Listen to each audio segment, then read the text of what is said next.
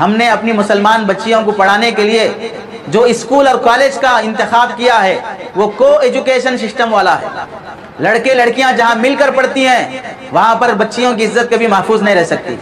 जो माँ बाप अपनी बेटियों को ऐसी स्कूल और कॉलेज में पढ़ाना चाहती हों जहां पर एक ही क्लास में लड़के और लड़कियां सब एक साथ बैठकर पढ़ते हैं, तो उन्हें ये बात कान खोल कर सुन लेना चाहिए कि वो इस बात पर राजी हैं कि उनकी बच्ची किसी भी गैर मुस्लिम के साथ भाग जाए, उनकी बच्ची किसी भी गैर मुस्लिम के साथ निकाह कर ले। वो इस बात पर राजी हैं, तभी जाकर वो को एजुकेशन सिस्टम में अपनी बच्ची को तालीम दे रहे हैं। Thanks for watching. Don't forget to like, comment, share and subscribe to. और कौम की बच्चियों की दीनी हिफाजत और दीनी तालीम और तरबियत की खातिर इन हज़रात की जो फ़िक्रें हैं और जो जज्बात हैं बहुत काबिल तारीफ़ हैं। आप देख रही हैं कि उम्मत की बेटियां, मुसलमान लड़कियां कितनी ऐसी हैं जो गैरों के साथ जाने के वाक़यात बार बार पेश आते हैं। कुरान मजीद की आयत में अल्लाह रब्बुल इज़्ज़त इरशाद फरमाते हैं, ईमान वालों, अल्लाह से जैसे डरना है वैसे डरो, और जब तुम्हारी मौत आए तो कलीमे की मौत की फ़िक्र करो, कलीमे की मौत की फ़िक्र करो। जो आदमी जैसे जीता है वैसे मरता है, और जैसे मरता है वैसे ही उठाया जाता है। अच्छी ज़िंदगी जियोगे तो अच्छी मौत आएगी, अच्छी मौत आएगी तो कल क़यामत के दिन अच्छी हालत में हश्र होगा, अच्छी हालत में उठाए जाओगे। दो चार मुख्तलिफ़ बातें मुझे आप हज़रात के सामने अर्ज़ करनी है।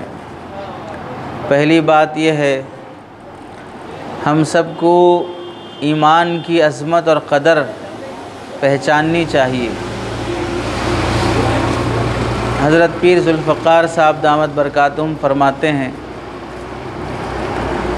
जिस माल की जैसी क़दर होती है और जिस माल की जो मकाम और जो इज़्ज़त होती है, आदमी उसको वही जगह और वही हैसियत देता है। ख़वातीन जो यहाँ बयान सुनने के लिए आई हैं वो चप्पल भी पहनती हैं, ज़ेवर भी पहनती हैं। ज़ेवर कहाँ पहनती हैं और चप्पल कहाँ पहनती हैं? ज़ेवर गले में पहनेंगे, चप्पल पैर में पहनेंगे।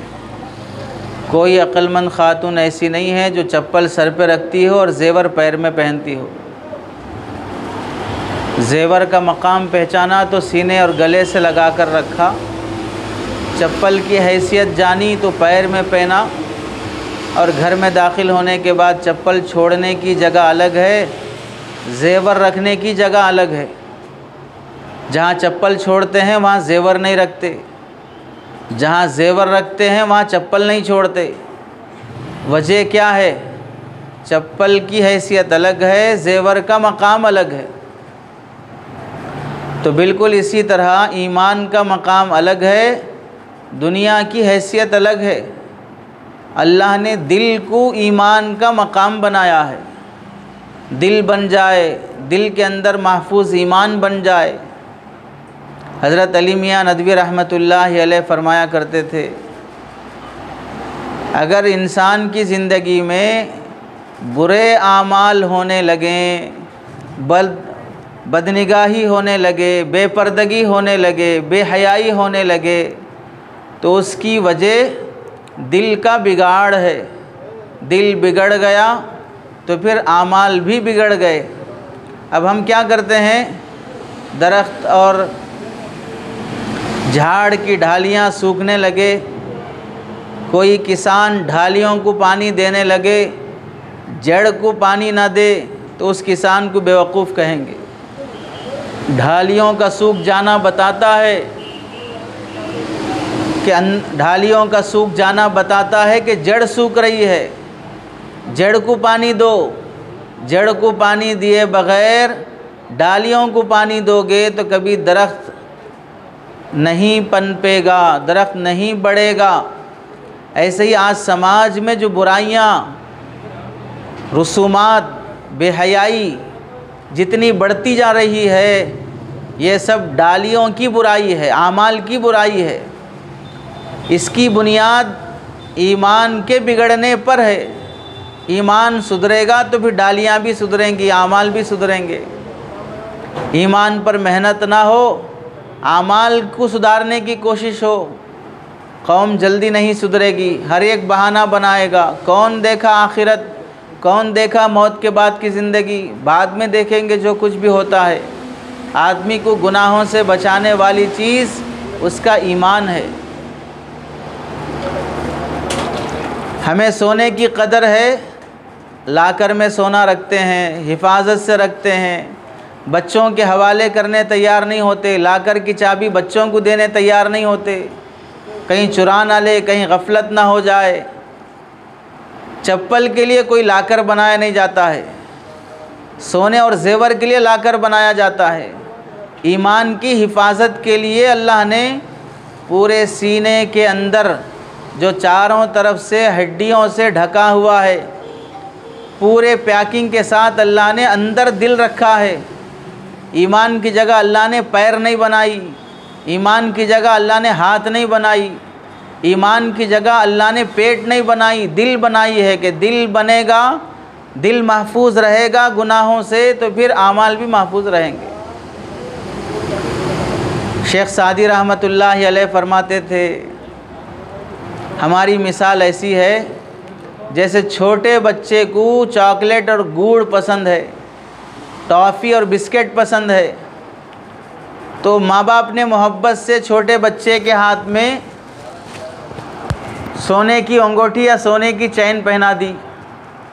बच्चे को सोने की अंगूठी, सोने की चैन की क्या कदर मालूम। गली में खेलने लगा, रास्ते से गुज़रते हुए एक आदमी ने देखा बच्चे के गले में सोने की चैन है। उसने 15-20 रुपए का चॉकलेट लाकर बच्चे से कहा, बेटा ये चॉकलेट ले लो और मुझे वो चैन दे दो। बच्चा समझा चैन तो खाई नहीं जा सकती, मीठी भी नहीं है, मज़ेदार भी नहीं है, चॉकलेट का मज़ा आता है, तो अपने गले की चैन दे दिया और चॉकलेट ले लिया। जैसे उस बच्चे को सोने की कदर मालूम नहीं है, उस बच्चे के नज़दीक चॉकलेट की कदर है, वैसे हमारे नज़दीक भी ईमान की कदर नहीं है। हमारे नज़दीक भी दुनिया के रसूमात, दुनिया के फ़ैशन, दुनिया की रंग रंगेलियों की कदर है। इसलिए ईमान का सौदा करके दुनिया के रसूमात ख़रीदने तैयार हैं, चंद ख्वाहिशात की खातिर अपने ईमान को दांव पे लगाने के लिए तैयार हैं। एक बुज़ुर्ग रास्ते से गुज़र रहे थे, देखा शहर का दरवाज़ा बंद है। नौकरों से पूछा क्यों बंद है दरवाज़ा इस वक्त। नौकर कहने लगे, बादशाह जहाँ पना का परिंदा गुम हो गया है, इसलिए बादशाह का आर्डर है कि पूरे शहर के दरवाज़े बंद कर दो, मुझे परिंदे को पकड़ के लाओ। इन बुज़ुर्ग को ख़याल आया, कैसे बेवकूफ़ आदमी को बादशाह अल्लाह ने बनाया है। परिंदा गुम हो गया तो दरवाज़े बंद नहीं करते, परिंदा गुम हो गया तो ऊपर से जाल डालते, कहीं परिंदा उड़ के ना चला जाए। दरवाज़े बंद करके परिंदा पकड़ना चाह रहा है। जिसे इतनी अक़ल नहीं है अल्लाह उसको बादशाह बना दिया, और जिसे अल्लाह ताला ने अक़ल समझ सब कुछ दी है उसके पैर में जूते भी नहीं हैं। मुझे अल्लाह ने इतना गरीब बनाया। अल्लाह रब्बुल इज़्ज़त की तरफ से इल्हाम हुआ, अगर तुम इस बात पे राज़ी हो कि तुम्हारे जूते चप्पल, खाली पैर, भिखारीपन, फ़कीरीपन, इस सब को हटा कर तुम्हें बादशाह बना दिया जाएगा, लेकिन बादशाह के साथ साथ उस बादशाह की बेवकूफ़ी, कमअक्ली और उस बादशाह की बेईमानी को भी तुम्हें हवाले कर दिया जाएगा। यानी तुम बादशाह भी बन जाओगे लेकिन कुफ्र और बेवकूफ़ी के साथ, और उस बादशाह को फ़कीर बना दिया जाएगा ईमान और मारिफत के साथ। क्या तुम इस बात पर राज़ी हो? बुज़ुर्ग सजदे में गिर गए, अल्लाह से माफ़ी मांगने लगे, ऐ अल्लाह फ़कीरी वाली ईमान की ज़िंदगी बेहतर है मालदारी वाली कुफ्र की ज़िंदगी से, फ़कीरी वाली मारिफत वाली ज़िंदगी बेहतर है कुफ्र वाली मासियत और जिहालत की ज़िंदगी से। मैं मुसलमान बनकर रहूं, चाहे गरीबी में ज़िंदगी गुजारूं, मुझे गवारा है। काफिर बनकर जीऊँ बादशाहत के साथ, मुझे गवारा नहीं है। आप सहाबा और सहाबियात की ज़िंदगी पढ़ लीजिए, कितनी सहाबियात अपनी जानें कुर्बान कर दी लेकिन ईमान का सौदा करने तैयार नहीं हुए। हज़रत ज़ुन्नीरा रहमत रज़ी अल्लाह ताला अन्हा अबू जहल की बांदी इस्लाम कबूल कर लेती हैं। अबू जहल इतनी पिटाई करता है, बेहोश हो जाती हैं। बारी बारी दोस्तों की जमात बनाकर मारता है, मारने वाले थक जाते हैं, मार खाने वाली नहीं थकती है। मारते मारते पेशानी पर ऐसी चोट आई कि आंखों की बीनाई चली गई, नज़र नहीं आ रहा है। काफिर ताना देने लगे, हमारे खुदाओं को तुमने छोड़ दिया, हमारे खुदाओं ने तुम्हारी आंखों की बीनाई छीन ली, वापस हमारे ईमान हमारे मज़हब में आ जाओ, तुम्हें तुम्हारी बीनाई, हमारे बुत और मूर्तियाँ तुम्हारे आंखों की बीनाई वापस कर देंगे। हज़रत ज़ुन्नीरा रज़ी अल्लाह तआला अन्हा अल्लाह से रो के दुआ करने लगी, अल्लाह जिस्म पर जो ज़र्ब लग रहा है, जो मार और जो चोट लग रही है, वो मुझे गवारा है। दिल ज़ख्मी हो जाए, लेकिन दिल ज़ख्मी हो जाए मुझे ये गवारा नहीं है कि मुझे ये ताने मिलें कि तेरे अलावा किसी और में ये ताकत है जो आँखों की बसारत ले सके। तुझे तेरी खुदाई का वास्ता मेरी आँखों की बीनाई वापस कर दे। सुबह होने के बाद आँखों की बीनाई वापस आ गई। मार खाते रहे लेकिन ईमान का सौदा नहीं किया। ईमान ला लिया भतीजा, चचा को मालूम हुआ तो बोरिए में लपेट कर उल्टा लिटा कर नीचे से धुआं देने लगा। ईमान छोड़ दे वरना धुएं में ऐसे ही मौत मारा जाएगा। भतीजा चचा का अजाब बर्दाश्त करने तैयार, लेकिन ईमान का सौदा करने तैयार नहीं है। अपने ख़ानदान को छोड़ा, अपने शोहर को छोड़ा, दुनिया की दौलतें छोड़ी, लेकिन कभी ईमान का सौदा नहीं किया।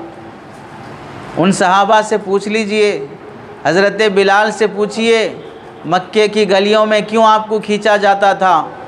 हज़रत बिलाल से पूछिए क्यों आप पर पत्थर की चट्टानें रखी जाती थीं। हज़रत खब्बाब से पूछिए क्यों उनको आग के अंगारों पर लिटाया जाता था। हज़रत सुमैया रज़ी अल्लाह तआला अन्हा से पूछिए क्यों उनके जिस्म के 2 टुकड़े किए गए, क्यों उनको बर्छा मार कर शहीद कर दिया गया। हज़रत ज़ुन्नीरा से पूछिए कोड़ों के इतने मार खाने और प्यास में तड़पने की वजह क्या थी। हज़रत सुहैब रूमी रज़ी अल्लाह तआला अन्हु से पूछिए कमाई हुई सारी दौलत छोड़कर, मक्का मुकर्रमा छोड़कर चले जाने की वजह क्या है। इन पूरे सहाबा की ज़िंदगी बताती है ईमान से बड़ी कोई दौलत नहीं हो सकती है। आज ईमान के लुटेरे कादियानी की शक्ल में, फ़याज़ की शक्ल में, शकील बिन हनीफ़ की शक्ल में, गोहर शाही की शक्ल में, इंजीनियर मिर्ज़ा की शक्ल में, मुख्तलिफ़ फितनों की शक्ल में यूट्यूब की दुनिया से मुसलमान औरतों के घरों तक अक़ीदों पे हमले हो रहे हैं। और जहाँ ऐसे लोग मज़हब का नाम लेकर, इस्लाह और तरबियत का नाम लेकर ईमान का लूटने का एक कारोबार शुरू किया है, वहीं पर दूसरी जानिब हमारी मुसलमान लड़कियां, मुसलमान बहनें और बेटियां कॉलेज की ज़िंदगी, पढ़ाई और एजुकेटेड बनने के बहाने को एजुकेशन सिस्टम को अपनाकर लड़का लड़की बाजू बैठकर पढ़ते हों, एक क्लास में हंसी मजाक चलता हो, बॉयफ्रेंड गर्लफ्रेंड बना लेने का शौक़ हो, आउटिंग और घूमने के लिए जाने की खातिर अपने बॉयफ्रेंड के साथ बाइक पर पीछे बैठकर चिपक कर कॉलेज को जाने का शौक़ हो। जहाँ पर बॉयफ्रेंड न बनाया जाए वहाँ पर उस लड़की की इज़्ज़त ना होती हो, जहाँ पर एक्स बॉयफ्रेंड भी बना लिया जाता हो। ऐसे समाज में क्या बेटियाँ अपने ईमान और इज़्ज़त को बचा सकती हैं? कॉलेज पढ़ने वाली लड़कियाँ जब उनको हिदायत मिलती है, अपनी दुनिया बर्बाद हो जाने का एहसास होता है, तो फिर फ़ोन करके पूछती हैं, कॉलेज की ज़िंदगी में हमने फ़लाँ से दोस्ती की थी, मामला हद से आगे बढ़ गया, अबॉर्शन की नौबत आ गई, अपना हमल ज़ाय करना पड़ा, दूसरा अब वालिदैन अरेंज मैरिज कर रहे हैं, मुझे अपने पुराने आशिक़ से ही लव मैरिज करने का शौक़ है, आप क्या रहबरी फरमाएंगे? दुनिया के 90% 99% वो निकाह जो अरेंज मैरिज के ज़रिए से हुए हैं वो कामयाब हुए हैं, और 99% निकाह जो लव मैरिज के ज़रिए से हुए हैं वो नाकाम हुए हैं। अरेंज मैरिज में माँ बाप का सहारा, भाई बहनों का सहारा, ख़ानदान का सहारा, डिलीवरी के मौके पर ख़ानदान वाले साथ देते हैं, शादी के मौके पर ख़ानदान वाले साथ देते हैं, बिज़नेस के लिए ख़ानदान वाले साथ देते हैं। उस सब के बावजूद भी अरेंज मैरिज में भी तलाक़ खुला की नौबत आती है, लड़ाई झगड़े होते हैं, कर्ज़े होते हैं, पैसों की नौबत आती है। ये सब ख़ानदान का सपोर्ट होने की वजह से आदमी संभाल लेता है। लेकिन अगर ख़ानदान का सपोर्ट ना हो, शादी में कोई रिश्तेदार नहीं, डिलीवरी के मौके पर हॉस्पिटल में रहने के लिए कोई माँ कोई बहन नहीं, डिलीवरी के ख़र्चे बर्दाश्त करने के लिए कोई इंतज़ाम नहीं, घर छोड़कर भाग गए, किसी लार्ज में रहे, कहीं तन्हाई में ज़िंदगी गुजार ली, 2-4 महीने की खुशियाँ और अय्याशी हो गई। उसके बाद फिर जब अपने कर्ज़े बढ़े, मुसीबतें बढ़ी, कोई साथ देने वाला नहीं मिला, तो फिर उस वक्त जब वापस आना चाहेंगे तो दरवाज़े बंद रहेंगे, और यहाँ खुशी से जीना चाहेंगे तो असबाब नहीं होंगे। तो ऐसी हालत में सिवाय ख़ुदकुशी के कोई रास्ता दिखाई नहीं देता। हमारी मुसलमान बच्चियों की बेदीनी, आज मुसलमान लड़कियों को बुर्का पहनने में शर्म आती है, निकाब और नोज़पीस लगाने में शर्म आती है। कितनी मुसलमान लड़कियां ऐसी हैं, कितनी मुसलमान औरतें ऐसी हैं, बुर्का तो पूरा पहनती हैं लेकिन चेहरे का निकाब नहीं लगाती, चेहरा नहीं छुपाती हैं, और ये कहती हैं कि बुर्का ओढ़ लेना बस काफ़ी है, चेहरे के निकाब की क्या ज़रूरत है, बुर्का बस काफ़ी है, हिजाब हो गया, चेहरा छुपाने की उतनी ख़ास ज़रूरत नहीं है। अल्लाह की बंदी, चेहरा ही तो पूरा एड्रेस है, चेहरे ही से पता चलता है कि कितनी खूबसूरत है, चेहरे ही को तो देखकर लड़के पीछे पड़ते हैं, चेहरे ही को तो देखकर पसंद किया जाता है। रिश्ता देखने के लिए, जब शादी करने के लिए मंगनी के टाइम पे लोग आते हैं लड़के वाले, तो लड़की का चेहरा ही तो देखते हैं, लड़की के तलवे देखकर तो रिश्ता तय नहीं करते, लड़की के पैर और पायल देख के तो रिश्ता नहीं तय करते, लड़की का चेहरा देखकर ही रिश्ता तय किया जाता है। अब चेहरे का ही निकाब नहीं है, चेहरा छुपाना ही ऐब बन गया। कैसी बेदीनी और जहालत आती जा रही है। लड़कियां जब दहलीज पर खड़ी होती थीं, रिश्ता कहीं पर करना हो किसी ख़ानदान की लड़की से, पहले ज़माने में इंक्वायरी करना पड़ता था, अब भी करते हैं। तो पहले ज़माने में लड़की से रिश्ता करना हो तो इंक्वायरी कैसे करते थे? लड़की वालों के आसपास के पड़ोसियों से पूछते थे कि लड़की कैसी है, हम वहाँ अपना रिश्ता करना चाह रहे हैं। तो अगर अच्छी लड़की होती तो जवाब ये मिलता था, अच्छे ख़ानदान की लड़की है, हमने कभी उस लड़की को दहलीज पर खड़े हुए नहीं देखा, दहलीज पर खड़े हुए नहीं देखा। ये गवाही होती थी कि लड़की पाक दामन है। और अगर लड़की कभी कभार दहलीज पर, बालकनी पे, और कभी सड़क पर कहीं दरवाज़े के सामने खिड़की के पास खड़े होकर झांकना ताकना करती है, तो फिर बोलते थे कि लड़की अच्छे कैरेक्टर की नहीं है। क्यों? दहलीज पे खड़े होकर झांकना अच्छे कैरेक्टर की ना होने की अलामत समझी जाती थी। वैसे एहतियात से निकाह होता था। लड़का अच्छा है या नहीं है वो जानना हो तो क्या करते थे? जवाब मिलता था, अच्छा बच्चा है, बीड़ी काड़ी का नहीं है, होटलबाजी का नहीं है, होटलों में नहीं दिखता, बीड़ी काड़ी नहीं करता, पीने खाने का नहीं है। ये जुमले होते थे जो बच्चे के अच्छे होने की, बाअखलाक होने की अलामत थी। अब ज़माना कैसे है? दहलीज पे खड़ना नहीं, पार्कों में भी मिलेगी, फंक्शन हॉलों पे भी मिलेगी, क्लब में भी मिलेगी और खेल के मैदानों में भी मिलेगी, अपने बॉयफ्रेंड के साथ बाइक पर भी मिलेगी, मुख्तलिफ़ जगह पर भी जाएगी, बल्कि अब रिश्ता करने के लिए ख़ुद फेसबुक पे चैटिंग भी करेगी, ख़ुद फेसबुक पे सर्च भी करेगी कौन सा रिश्ता बेहतर है। दुनिया इज़्ज़त और बेइज़्ज़ती के मेयार में कहाँ से कहाँ बदल गई है। इस्लाम में सबसे बड़ी तालीम औरत के लिए हया की तालीम है। हया ईमान का बहुत बड़ा हिस्सा है। जिसके अंदर से हया चली गई, शर्म चली गई, उसका ईमान भी चला जाएगा। जिसके अंदर हया और शर्म बाकी है, उसके अंदर ईमान भी बाकी है। अल्लाह के नबी अलैहिस्सलाम ने फरमाया, हया जन्नत के दरख्तों में से एक दरख्त है, शर्म होना चाहिए, शर्म जन्नत के दरख्तों में से एक दरख्त है, उसकी शाखें जन्नत में हैं। जो इसकी शाखों को पकड़ लेगा, हया और शर्म का दरख्त उसे जन्नत में पहुंचा देगा। बेहयाई और बेशर्मी इसकी जड़ें और इसका दरख्त जहन्नम में है। जो इसकी शाखों को पकड़ लेगा, ये शाखें उसे जहन्नम में पहुंचा देंगी। अल्लाह के नबी अलैहिस्सलाम बाहया थे। हज़रत आयशा रज़ी अल्लाह तआला अन्हा के मुतालिक़ लिखा है, हज़रत अल्लाह के नबी अलैहिस्सलाम इंतकाल फरमाने के बाद हज़रत आयशा रज़ी अल्लाह तआला अन्हा के कमरे में दफन फरमाया गया। उसके बाद हज़रत अबू बकर रज़ी अल्लाह तआला अन्हु का इंतकाल हुआ, वालिद का। हज़रत आयशा रज़ी अल्लाह तआला अन्हा के कमरे में दफनाया गया। उसके बाद हज़रत उमर रज़ी अल्लाह तआला अन्हु का जब इंतकाल हुआ और वहाँ हज़रत आयशा रज़ी अल्लाह तआला अन्हा के कमरे में दफनाया गया, तो हज़रत आयशा फरमाती हैं, मेरा शोहर इंतकाल हुआ, मेरे वालिद इंतकाल हुए, तो मुझे उस कमरे में रहने में कोई हरज नहीं था। लेकिन जब हज़रत उमर जब इंतकाल हुए और उनको भी मेरे कमरे में दफनाया गया, तो मुझे अब उस कमरे में रहते हुए शर्म आने लगी, क्योंकि उमर की कब्र से भी मुझे शर्म आती है।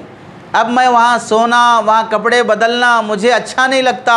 इस वास्ते हज़रत आयशा वो घर छोड़कर दूसरा किराए का घर ले लेती। अंदाज़ा है आप हजरात को, यानी जो इंसान कब्र में दफन है उससे भी शर्म आती है, इस वास्ते उस घर में रहने तैयार नहीं है। हज़रत आयशा रज़ी अल्लाह तआला अन्हा की एक नौकरानी थी, बांदी, हज पर गई, वापस आने के बाद कारगुजारी सुनाने लगी, मैं उम्रे पे गई, हज पे गई, अल्लाह का शुक्र है, मैंने काबे का तवाफ़ करते हुए 3-4 मरतबा मैंने काबे का बोसा लिया, हजर अस्वद का बोसा लिया। तो हज़रत आयशा फरमाने लगी, अल्लाह तेरे उम्रे और हज को गारत करे, तुझे हज और उम्रे का सवाब ना मिले। मर्दों के बीच में से घुसकर तूने कैसे हजर अस्वद का बोसा लिया? तुझे शर्म नहीं आई? हजर अस्वद का बोसा लेना इतना ज़्यादा ज़रूरी है या मर्दों की भीड़ से बचना ज़्यादा ज़रूरी है? तो हज़रत आयशा तंबीह करते हुए फरमाती हैं, अल्लाह तेरे हज और उम्रे के सवाब को गारत करे, तूने हजर अस्वद का बोसा लेने की खातिर शर्म हया का ख्याल नहीं रखा। और आज हमारी औरतें मार्केट में शॉपिंग करने के लिए बाज़ारों में जाती हैं, क्या मर्दों से उनका जिस्म टच नहीं होता? भीड़ में मर्दों से जिस्म मस नहीं होता? बेहयाई बेशर्मी की बातें नहीं पेश आती हैं? वहाँ काबतुल्लाह में भी अगर पेश आ जाती है, अल्लाह उसे भी नहीं पसंद फरमाते हैं। आपको याद है, हज करने के लिए हाजी यहाँ से जाता है, एहराम के कपड़े अलग हैं। औरत के लिए भी एहराम ये है कि चेहरे को कपड़ा ना लगे, चेहरे को कपड़ा ना लगे, लेकिन चेहरे का पर्दा फिर भी है। चेहरे को कपड़ा नहीं लगेगा एहराम की हालत में, लेकिन चेहरे का पर्दा फिर भी करना है। काबतुल्लाह में अल्लाह के घर का तवाफ़ करते हुए भी चेहरे का पर्दा माफ़ नहीं होता है, तो फिर आप बताइए कॉलेज में चेहरे का पर्दा कैसे माफ़ होगा? शादी में चेहरे का पर्दा कैसे माफ़ हो जाएगा? शॉपिंग के लिए चेहरे का पर्दा कैसे माफ़ हो जाएगा? हज की हालत में काबतुल्लाह में चेहरे का पर्दा माफ़ नहीं होता, तो फिर रसूमात करते हुए, शादी ब्याह में जोड़ा जहेज़ मंगनी की रस्म करते हुए चेहरे का पर्दा कैसे माफ़ नहीं होगा। हज़रत अल्लाह के नबी अलैहिस्सलाम के ज़माने में एक ख़ातून थी, उम्मे कैस रज़ी अल्लाह तआला अन्हा। उनका जवान बेटा अल्लाह के नबी अलैहिस्सलाम की हिफाजत करते हुए शहीद हो गया। यहूदियों ने अल्लाह के नबी को मारने के लिए नाउज़ बिल्लाह ऊपर से पत्थर फेंका। अल्लाह के नबी को हज़रत जिब्राइल ने आगे बढ़ा दिया। पीछे ये नौजवान लड़का था नबी की हिफाजत में बॉडीगार्ड की तरह, उस पर वो पत्थर गिर गया और वहीं इंतकाल हो गया। माँ को पता चला मेरा जवान बेटा इंतकाल हो गया है। लोगों ने बात फैला दी कि इनका बेटा मुफ्त में मारा गया, इसे अल्लाह के रास्ते में अगर जाने का मौका मिलता और अल्लाह के रास्ते में जान देकर शहीद हो जाता तो अल्लाह शहादत का सवाब देते थे। लेकिन अब यहाँ पर अल्लाह के रास्ते की मौत नहीं मिली है तो शहीद हुए बग़ैर ऐसी ही मौत मर गया। ऐसी बात फैल गई। माँ को पता चला, दर्द और गम हुआ, तकलीफ़ हुई। जवान बेटा ज़िंदगी में चला गया और सवाब भी शहादत का नहीं मिलेगा। अल्लाह के नबी अलैहिस्सलाम के दरबार में पूछने के लिए आई, या रसूल अल्लाह, मेरा बेटा आपकी हिफाजत में शहीद हो गया, क्या उसे शहादत का सवाब मिलेगा? लेकिन ये पूछने के लिए जब आती हैं तो कैसे? पूरे बुर्क़े की हालत में, पूरे पर्दे के साथ, चेहरे का हिजाब है, रोने की आवाज़ बाहर नहीं है, चेहरे से पर्दा नहीं हटा है, पूरे वक़ार के साथ अल्लाह के नबी अलैहिस्सलाम के दरबार में आती हैं। तो अल्लाह के नबी अलैहिस्सलाम के सहाबा जब देखते हैं जवान बेटे की मौत पर रोने की आवाज़ भी बाहर नहीं निकली, चेहरे से पर्दा भी नहीं हटा, तो ताज्जुब से एक सहाबी पूछने लगे, अल्लाह की बंदी, तेरा बेटा मर गया लेकिन फिर भी तेरे चेहरे का निकाब नहीं हटा है। तो वो सहाबिया ने क्या बात कही, सोने के पानी से दिल की तख्ती पर लिख लेना चाहिए। वो सहाबिया कहने लगी, मेरा बेटा मरा है, मेरी हया नहीं मरी है, मेरा बेटा मरा है, मेरी शर्म नहीं मरी है। अगर मेरे बेटे का जनाज़ा उठा है तो क्या मैं अपनी शर्म और हया का भी जनाज़ा उठा दूँ? अल्लाह के नबी अलैहिस्सलाम ने जब सुना तो फरमाया, फ़इन्ना लिइब्नी की अजरु शहीदैन, अल्लाह तेरे बेटे को 2 शहीदों का सवाब देगा। आज वो हया और पर्दा कहाँ चला गया? आज उम्मत की नौजवान बेटियां क्यों गैरों के हवाले होती जा रही हैं? कितनी मुसलमान बच्चियां ऐसी हैं कॉलेज पढ़ते हुए नामुनासिब ताल्लुकात रख रही हैं। कितनी मुसलमान लड़कियां ऐसी हैं जिनकी टाइम पर शादी नहीं होने की वजह से गलत ताल्लुकात शुरू हो गए। कितनी लड़कियां ऐसी हैं जो कॉलेज पढ़ते पढ़ते जो दोस्ती हो गई, उसी दोस्ती के बहाने अब अपने माँ बाप के सामने इसरार है कि मैं शादी करूँगी तो उसी से करूँगी, किसी और से नहीं करूँगी। वो चाहे मुसलमान हो, चाहे गैर मुस्लिम हो, गैर मुस्लिम में भी चाहे वो धेड़ हो, चाहे वो चंभार हो, निचली और घटिया ज़ात का क्यों ना हो, सड़ी सूरत का क्यों ना हो, फिर भी चाहेंगी कि हम उसी से निकाह करेंगे। भाई के सामने डट जाती हैं, बाप के सामने डट जाती हैं। कितनी लड़कियां ऐसी नहीं हैं कि अपने गैर मुस्लिम आशिक के साथ चली गईं, जब उसके बाद भाई ने, बाप ने, माँ ने उसे समझाया और उसे प्यार मोहब्बत से अपने घर वापस आने की दावत दी और उसे नहीं मानने पर थोड़ा बहुत गुस्सा दिखाया, तो वो बेटी पुलिस स्टेशन में जाकर एफआईआर दर्ज करती है कि मुझे मेरा भाई मार देगा, मेरा बाप मार देगा, मेरी माँ मार देगी, इस वास्ते मुझे सिक्योरिटी चाहिए, मुझे हिफाजत चाहिए। किसके ख़िलाफ़ केस कर रही है? जन्म देने वाली माँ के ख़िलाफ़, उस भाई के ख़िलाफ़ जो भाई अपनी बहन की इज़्ज़त के खातिर समाज में किसी से भी लड़ने तैयार था। अगर कोई लड़ते लड़ते गाली देता, ज़बान से अगर निकल जाता तेरी बहन की अगर बोल देता, तो फिर भाई गुस्से में आकर मारने चले जाता। आज उसी बाग़ीरत भाई के ख़िलाफ़ बहन केस कर रही है। आपने नहीं देखा, एक मुसलमान लड़की कॉलेज पढ़ते हुए रजिस्टर मैरिज करने के लिए अपने गैर मुस्लिम लड़के के साथ वहाँ एप्लीकेशन फॉर्म फिलअप कर दिया कि मुझे गैर मुस्लिम लड़के से अपनी खुशी के साथ मज़हब बदल कर हिंदू बनकर उसके साथ निकाह करने के लिए मैं राज़ी हूँ। और यहाँ घर में आने के बाद माँ बाप से कहती है कि मैं आपकी फरमाबरदार बेटी हूँ, आप जहाँ रिश्ता तय करेंगे मैं वहीं करूँगी।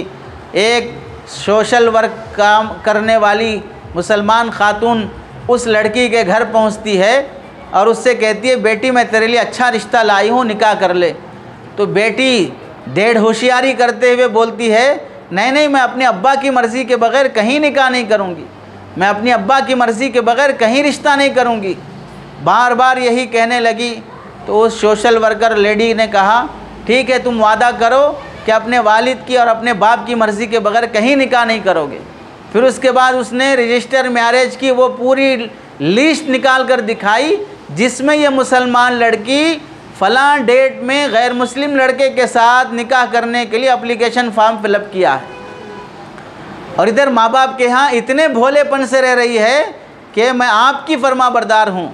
जब वो सोशल वर्कर लेडी ने खोल कर दिखाया, माँ के होश उड़ गए, माँ बेहोश हो गई, हैरान हो गई कि मेरे घर की बच्ची घर में होते हुए कैसे वो गैर के साथ निकाह करने के प्लान करती है। आपको ये बेहयाई के वाक़यात, पहले तो हमारे समाज में रिश्ता करने के लिए शादी के टाइम पर लड़की से पूछे भी कि अगर बेटी तुम्हें ये रिश्ता पसंद है, तो बेटी हाँ या ना बोलते हुए भी शर्माती थी। अब हाल ये है कि हाँ या ना पूछने की नौबत भी नहीं, ख़ुद रिश्ता तय कर लेकर, ताल्लुकात कायम कर लेकर, शादी के बाद जो जो काम होने हैं उस सब से शादी से पहले ही फारिग होकर फिर उसके बाद फॉर्मेलिटीज़ पूरी करने के लिए अपने वालिद से भी ये कहती है, मैं फ़लाँ से रिश्ता करना चाहती हूँ, मुझे वहीं मेरी शादी कराई जाए। अब आप समझ लीजिए हया कहाँ चली गई, शर्म कहाँ चली गई। कितने वाक़यात, एक दो वाक़यात, हज़ारों वाक़यात ऐसे पेश आ रहे हैं जहाँ पर मुसलमान लड़कियाँ गैरों के साथ जाने की बात पेश आ रही है। ये हो सकता है कि बहुत से वाक़यात हमारी नज़र में हैं, बहुत से वाक़यात हमारी नज़र में नहीं हैं, लेकिन इतनी बात है कि किसी न किसी दर्जे में ये इर्तिदाद, ईमान और इस्लाम छोड़कर गैरों के साथ जाने की बात पेश आ रही है। वजह क्या है? एक वजह हमने अपनी मुसलमान बच्चियों को पढ़ाने के लिए जो स्कूल और कॉलेज का इंतखाब किया है वो को एजुकेशन सिस्टम वाला है। लड़के लड़कियां जहां मिलकर पढ़ती हैं वहां पर बच्चियों की इज़्ज़त कभी महफूज नहीं रह सकती। जो माँ बाप अपनी बेटियों को ऐसी स्कूल और कॉलेज में पढ़ाना चाहती हों जहां पर एक ही क्लास में लड़के और लड़कियां सब एक साथ बैठकर पढ़ते हैं, तो उन्हें ये बात कान खोल कर सुन लेना चाहिए कि वह इस बात पर राज़ी हैं कि उनकी बच्ची किसी भी गैर मुस्लिम के साथ भाग जाए, उनकी बच्ची किसी भी गैर मुस्लिम के साथ निकाह कर ले, वो इस बात पर राज़ी हैं, तभी जाकर वो को एजुकेशन सिस्टम में अपनी बच्ची को तालीम दे रहे हैं। हैदराबाद के बाजू निज़ामाबाद एक डिस्ट्रिक्ट है, उसका वाक़या है। लड़की की शादी तय हो गई, निकाह का दिन जुमेरात का दिन तय हुआ, मंगल के दिन वो लड़की अपने गैर मुस्लिम लड़के के साथ भाग जाती है। हैदराबाद में हज़रत मौलाना अहमद उबैदुर रहमान अत्तर साहब दामत बरकातुहुम के पास ये वाक़या आया कि मंगल के दिन वो लड़की गैर मुस्लिम के साथ चली गई। कितने दिन बाकी है निकाह में? सिर्फ एक दिन बाकी है, चाशुम्बे का दिन बाकी है, बीच में जुमेरात के दिन निकाह है। फंक्शन हॉल बुक हो गया, खाने का आर्डर हो गया, पूरे ख़ानदानों में शादी का कार्ड तकसीम हो गया, पूरे गांव में मालूम हो गया कि फ़लाँ के बेटी की फ़लाँ से शादी है। एक दिन पहले वो गैर मुस्लिम लड़के के साथ चली जाती है। क्या उन माँ बाप की इज़्ज़त होगी उस समाज में? उस ख़ानदान के माँ बाप को मुंह दिखाने के वो काबिल होंगे जहाँ बेटी ऐसे मौके पर गैर के साथ जाती हो? जब उनके बाप से पूछा गया वाक़या क्या है, क्यों ऐसी बात पेश आई, तो वालिद कहने लगा, मेरी बेटी जिस स्कूल में पढ़ने जाती थी वो स्कूल के लिए जो स्कूल बस थी, फर्स्ट क्लास से लेकर 10th क्लास तक जिस बस के ज़रिए से उसका आना जाना था, उस बस में गैर मुस्लिम लड़के से उससे दोस्ती हो गई। आज एक दिन पहले शादी तय होने के बाद वो उसी बस वाले आशिक के साथ एक दिन पहले शादी से भागकर घर से चली जाती है। आप बताइए, उसके माँ बाप उसे तालीम देने की, स्कूल और कॉलेज पढ़ाने की और उस पर पैसा खर्च करने की जो कोशिश करना है वो कर लिए, लेकिन क्या मेहनत नहीं हुई?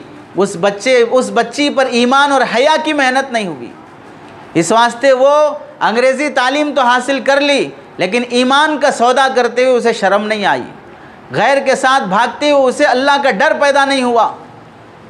तो अगर हम अपनी बच्चियों को ऐसे नामुनासिब वाक़ियात से बचाना चाहते हैं तो आपकी पहली ज़िम्मेदारी बनती है कि अपनी बच्चियों को सिस्टम से बचाइए। दूसरी वजह, हमारी मुसलमान लड़कियां गैरों के साथ जाने के वाक़ियात में बहुत बुनियादी वजह यह है, हमारे मुस्लिम समाज में निकाह का जो तरीक़ा है बहुत बेढंगा, बहुत नामुनासिब तरीक़ा है। क्या है? गरीब सा गरीब आदमी भी निकाह करना चाहता है तो 10-15 लाख के बग़ैर निकाह नहीं करता, 5-10 लाख के बग़ैर निकाह नहीं करता। अगर निकाह के रसूमात, जोड़ा जहेज़ के रसूमात और शादी ब्याह में निकाह से पहले मंगनी का रस्म, सांचक का रस्म, पाँवमेज़ का रस्म, मुँह दिखाई का रस्म, गोद भराई का रस्म, जुलवे का रस्म, जुमागी का रस्म, शुक्राने का रस्म, ये सारे रसूमात के लिए पैसा नहीं है, कर्ज़ा लेगा, घर बेचेगा, ज़मीन बेचेगा, सूद पे लेगा, आने वाले भिखारी दामाद के पूरे ख्वाहिशात पूरे करेगा, गाड़ी देगा, उसके लिए कार देगा। ये सब इंतज़ामात करने के लिए पैसा नहीं है तो भीख मांगना पड़े तो भीख मांगेगा, चंदा करना पड़े तो चंदा करेगा। जब ऐसी महंगी शादियां होंगी तो जिसके घर में 4-4 बेटियां हैं, 3-3 बेटियां हैं, कमाने वाला कोई नहीं है या बूढ़ा अकेला बाप है, तो वो क्या उस 3 बेटी और 4 बेटियों का बोझ बर्दाश्त करेगा? आपको मालूम है रमज़ान के मुबारक महीने में जहाँ अल्लाह ने गरीबों के लिए दस्तरखान वसी कर देने का हुक्म फरमाया, 7-8 रमज़ान को महाराष्ट्र की एक मुसलमान औरत अपनी 4 बेटियों के सामने जहर लेकर, अपनी 4 बेटियों को के सामने वो फांसी लेकर मर गई, क्योंकि उस खातून के लिए सुबह शाम सहरी और इफ्तारी के लिए खाने का इंतज़ाम नहीं हो रहा था। इसलिए मैं अपनी 4 बच्चियों को पाल नहीं सकती, उनका जोड़ा जहेज़ का बोझ बर्दाश्त नहीं कर सकती और मैं अपनी इज़्ज़त का सौदा भी नहीं कर सकती। उस खातून ने 7-8 रमज़ान की तारीख को फांसी लेकर इंतकाल हो गई। और एक तरफ मुसलमान समाज शादियों के रसूमात से तौबा करने तैयार नहीं है, एक रस्म छोड़ने के लिए तैयार नहीं है। कोरोना वायरस का ज़माना आया, लाशों की लाशें कीड़े मकोड़ों की तरह मर रहे थे, जनाजा पढ़ाने वाले नहीं मिल रहे थे, कंधा देने वाले नहीं मिल रहे थे, भाई मर गया तो भाई करीब नहीं आ रहा था, बाप मर गया तो बेटा कंधा देने तैयार नहीं था, गुस्ल देने के लिए मस्जिद से कोई पाइप भी नहीं मिल रहा था, जनाजे को उठाकर ले जाके दफनाने के लिए डोला नहीं मिल रहा था। ऐसे आलम में इतना ख़तरनाक ज़माना देखकर भी मुसलमान अपने रसूमात से तौबा करने तैयार नहीं है। क्या उन कोरोना के 2-3 सालों में अपने निकाह से थोड़ा बहुत आदमी एहतियात करने लगा, सादे सीधे निकाह करने लगा? जैसे ही वो कोरोना वायरस का ज़माना ख़त्म हुआ, फिर सारी हैवानियत वापस आ गई, सारी बेशर्मी वापस आ गई, सारे रसूमात वापस आ गए। और हम ये कहते हैं मोदी बड़ा जालिम है, ये हुकूमत बड़ी जालिम है, इसके आने के बाद से हालात ऐसे बिगड़ गए। याद रखें, अगर इस वक्त अल्लाह ताला जालिम हुक्मरान जो हिंदुस्तान में बैठा है उसे हटाकर अगर अल्लाह ताला इस ज़माने के सबसे बड़े वली हज़रत हसन बसरी रहमतुल्लाह अलैह जैसे बुज़ुर्ग को भी प्राइम मिनिस्टर बना दे, तो भी याद रख लीजिए मुसलमान कौम सुधरने वाली नहीं है। इस वास्ते के हुक्मरानों के बदलने से मुसलमान बदलने वाला नहीं है। मुसलमान जब बदलेगा तब हालात बदलेंगे। हम चाहते हैं हुक्मरान बदल जाएं तो हम सुधर जाएंगे। आप बताइए, जालिम हुक्मरानों के आने से पहले ये दुनिया कहाँ सुधरी हुई थी? हमारी औरतें कहाँ सुधरी हुई थी? आज समाज में जितना कुछ रसूमात की भरमार है वो सबसे ज़्यादा औरतों की वजह से है। 70-80 साल की हो गई बुढ़ी, मरने को है, कब्र में पैर हैं, फिर भी उसकी भी ख्वाहिश है कि उसके भतीजे, भाई के बेटे, भान की बेटी, बहन का बेटा, इसका सेहरा देखने की ख्वाहिश है, उसकी शादी में बैंड बाजा देखने की ख्वाहिश है, उसकी हल्दी की रस्म देखने की ख्वाहिश है। मरते वक्त भी हराम देख के मरना चाहते हैं, मरते वक्त तौबा करके, मरते वक्त कोई ज़िक्र करके, मरते वक्त कोई तिलावत करके, सदका खैरात करके मरने की फ़िक्र नहीं है। बुढ़ापे की हालत में भी अपने रसूमात ज़िंदा करके मरना चाहते हैं। अब ऐसी हालत में गरीब मुसलमान लड़कियों का आलम क्या होगा? क्या वो नहीं भागेंगी? इधर से मुसलमान लड़का शादी के लिए 8-8 लाख 10-10 लाख पूछता है, उधर से गैर मुस्लिम लड़का कहता है कि कोई पैसा नहीं चाहिए, तुम जिस हाल में हो, जिस कपड़े में हो, उसी में आ जाओ, हम तुम्हें अपना पैसा खर्च करके अपनी दुल्हन बना लेंगे। जब तक हमारी मुसलमान माएँ और बहनें शादी के रसूमात नहीं छोड़ेंगी, उस वक्त तक मुसलमान समाज से मुसलमान बेटियों के गैरों के साथ जाने के वाक़यात ख़त्म नहीं होंगे। तीसरी बात ये भी है, हमारी इन बच्चियों की तालीम और तरबियत के लिए, ऐसे बेहयाई बेदीनी के माहौल से बचाने के लिए उन बेटियों को दीनी तालीम और तरबियत की ज़रूरत है। जब तक उन बच्चियों की दीनी तालीम और तरबियत का इंतज़ाम नहीं किया जाएगा, उस वक्त तक ये हालात बदलने वाले नहीं हैं।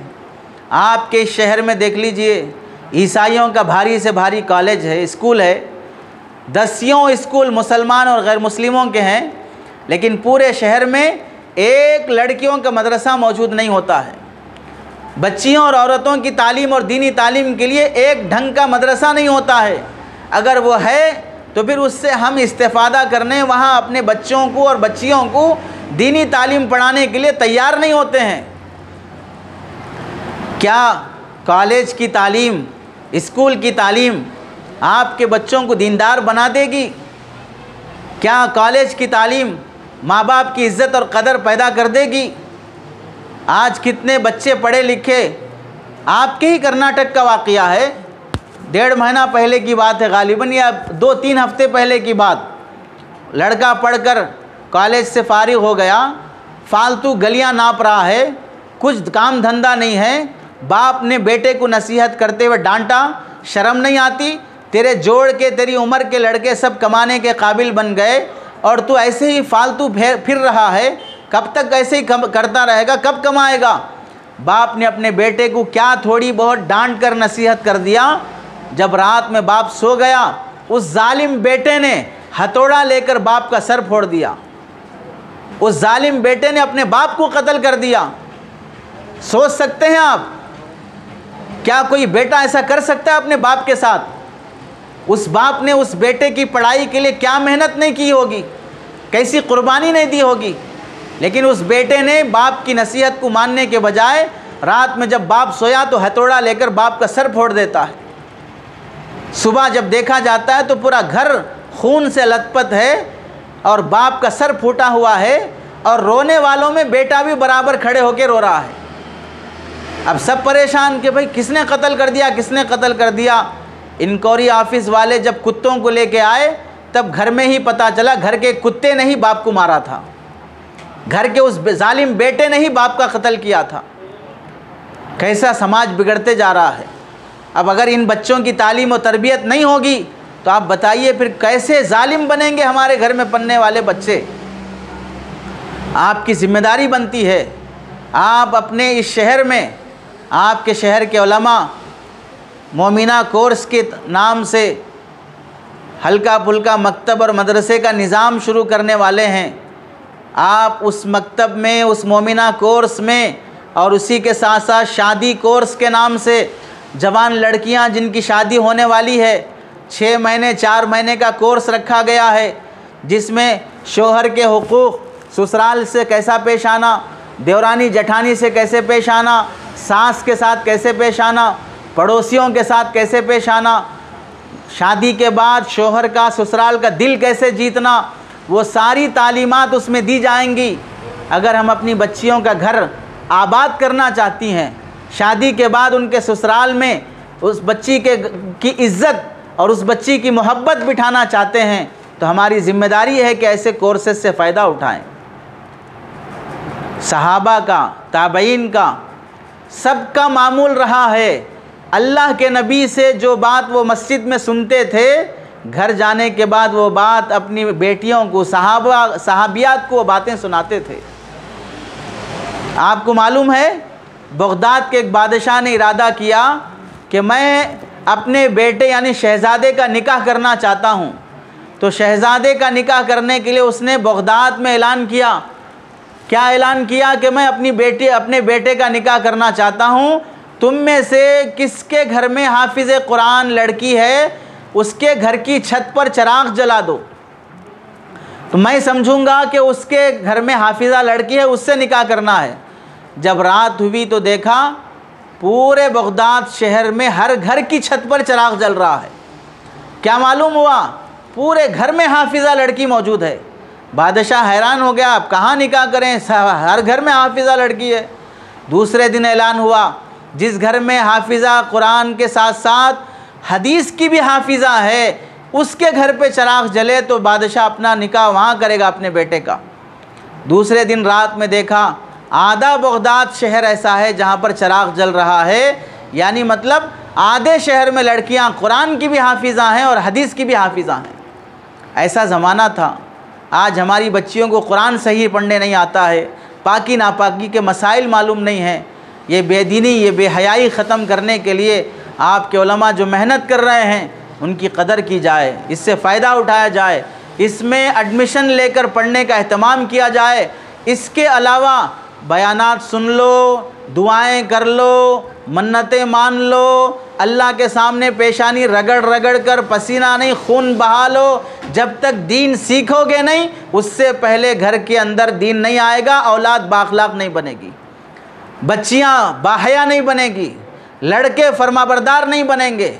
दुनिया सिर्फ दुआओं से बदलने वाली नहीं है, दुआ भी ज़रूरी है, मेहनत भी ज़रूरी है। और हमारा हाल यह है कि मेहनत की जब बात आती है दुआ का सहारा ले लेते हैं, और दुआ की जब बात आती है तो फिर मेहनत में लग जाते हैं। हर काम अपने वक्त पर करना चाहिए। अल्लाह से दुआ है कि अल्लाह अमल की तौफीक नसीब फ़रमाए। आमीन व आखिरु दावाना अनिल हम्दुलिल्लाहि रब्बिल आलमीन। ए करीम अल्लाह, यहाँ जितने ख़वातीन जमा हैं उन सब के जमा होने को बेहद कबूल फ़रमा, ईमान की हिफाजत फ़रमा। अल्लाह, जिस ईमान के खातिर आपके नबी ने तकलीफ़ें बर्दाश्त की, जिस ईमान के खातिर आपके सहाबा ने क़ुरबानियाँ दी, जिस ईमान के खातिर आपके सहाबियात को काटा गया, अल्लाह आज वह ईमान हमारी बच्चियों के लिए बहुत सस्ता हो चुका है। नाजायज़ मोहब्बत के बदले ईमान बेचा जा रहा है। अल्लाह, मेकअप के डिब्बे के बदले ईमान का सौदा हो रहा है। थोड़ी देर की जज्बाती ख्वाहिश के बदले ईमान का सौदा हो रहा है। ए करीम अल्लाह, इन तमाम बच्चियों के ईमान की हिफाजत फ़रमा, उनकी इज़्ज़त की हिफाजत फ़रमा। माँ बाप की आँखों में धूल झोंक कर, माँ बाप को पर्दे में रख कर अल्लाह पार्कों में, तन्हाइयों में नामुनासिब ताल्लुक़ात के वाक़यात पेश आ रहे हैं। मुसलमानों की नाक कटाने, मुसलमानों को ज़लील और रुस्वा करने के वाक़यात पेश आ रहे हैं। माँ बाप अपनी मोहब्बत की गफलत में पड़े हुए हैं, अपनी बेटियों को फ़रिश्ता समझकर जी रहे हैं। अल्लाह, अंधा एतमाद करने की वजह से बच्चियाँ उन्हें धोखा देकर बेहयाई के रास्ते को अपना रही हैं। ए करीम अल्लाह, बच्चियों की ईमान की और इज़्ज़त की हिफाजत फ़रमा। माँ बाप को अपनी औलाद की तरबियत और उनकी तालीम पर 100% तवज्जो नसीब फ़रमा, आखिरत की फ़िक्र नसीब फ़रमा। यहाँ जमा होने को बेहद कबूल फ़रमा। जितनी ख़वातीन आई हैं, जिन जिन के घरों में परेशानियाँ हैं, बीमारियाँ हैं, कर्ज़ है, मुसीबत और हालात से गिरफ़्तार हैं, उन सारे लोगों के हक़ में खैर व आफ़ियत के फ़ैसले फ़रमा, राहत व इज़्ज़त के फ़ैसले फ़रमा, हलाल और बरकत वाली रोज़ी नसीब फ़रमा।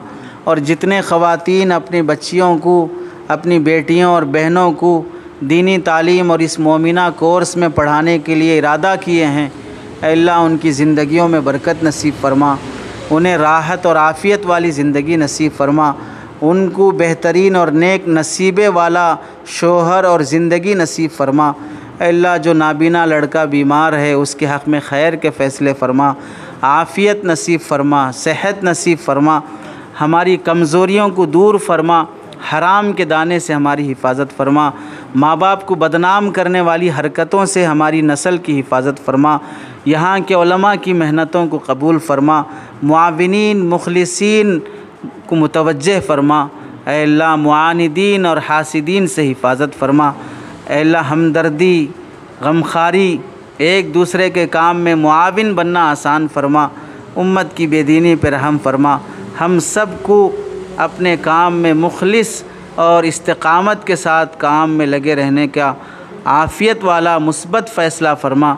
हमारी दुआओं को अपने करम से कबूल फ़रमा। जज़ल्लाहु अन्ना मुहम्मद अम्मा हुआ अहलुहु सल्लल्लाहु अलैहि वसल्लम बिरहमतिका या अरहमर राहिमीन वल्हम्दुलिल्लाहि रब्बिल आलमीन।